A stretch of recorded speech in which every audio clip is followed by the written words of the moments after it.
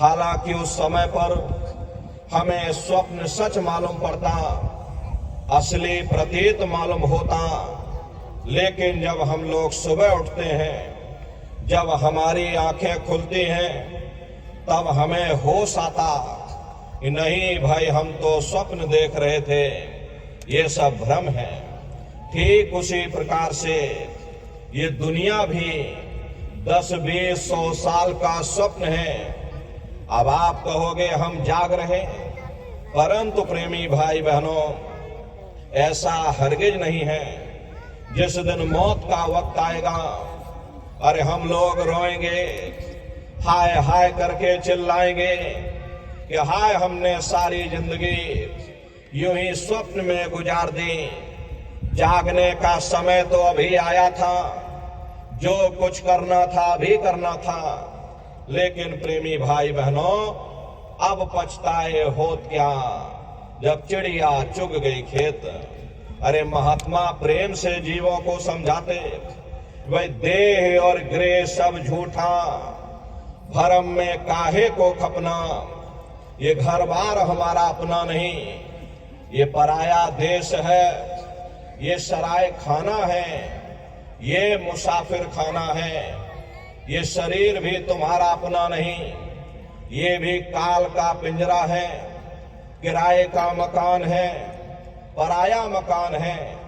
किसी को 40-50 साल के लिए मिला, किसी को 80, 90, 100 साल के लिए मिल गया।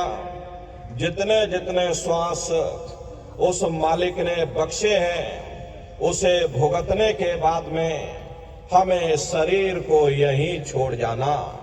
श्वास उधारा नित ही जारी, एक दिन खाली चाम। प्रेमी भाई बहनों, एक तालाब पानी से चाहे कितना भी क्यों ना भरा हो, आप एक छोटी सी नाली काटकर खोल दीजिए, तालाब में छोटा सा छेद कर दीजिए, तो सारा पानी तालाब से बाहर निकल जाएगा। ठीक उसी प्रकार से हमारा ये शरीर भी श्वासों का भंडार है, और जब तक श्वासों का भंडार जारी है, हम दुनिया के काम काज में फंसे हुए, दुनिया के कारोबार में हम आप उलझे हुए। लेकिन जिस वक्त ये श्वासों का भंडार खाली होगा, अरे टेलीफोन खड़क जाएंगे, तार पहुंच जाएंगे, संदेश पहुंच जाएंगे, सब रिश्ते नातेदार, सब कुटुंब परिवार वाले, सब अड़ोस पड़ोस वाले मिनटों सेकंडों में इकट्ठा हो जाएंगे। प्रेमी भाई बहनों, जिस शरीर से तुम इतना प्रेम किया करते थे, उसे कोई एक रात भी घर में रखने को तैयार नहीं होता। कंधों पर लटका करके शमशान भूमि पर छोड़ करके आ जाते हैं। हिंदू लोग तिनका तोड़ाते हैं, जैसे तिनका टूट गया, तेरा मेरा रिश्ता नाता टूट गया।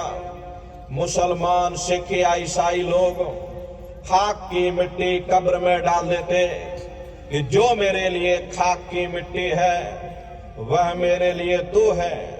अरे मामूली कष्ट नहीं होता, मौत के समय में घन घोर पीड़ा होती है। जनमत मरत दुसह दुख हुई, सहजो बाई ने बयान किया कि सहजो मौतें आईया, अंग अंग दिया तोड़, और हिया जरे छाती फटे, उठे पीर घन घोर।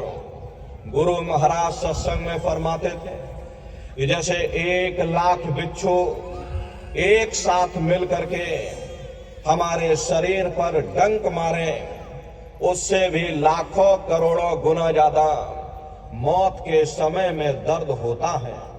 जब मृत्यु आती है तो किस तरह से प्राण निकलते, प्राणों के निकलने की क्या प्रक्रिया होती है, या यूं कह लीजिए कि मौत कैसे आती है, तो जरा संक्षिप्त में आप समझिएगा। सिमटत भास श्वास उठ जावे, और प्राणपति जब सिमट समावे।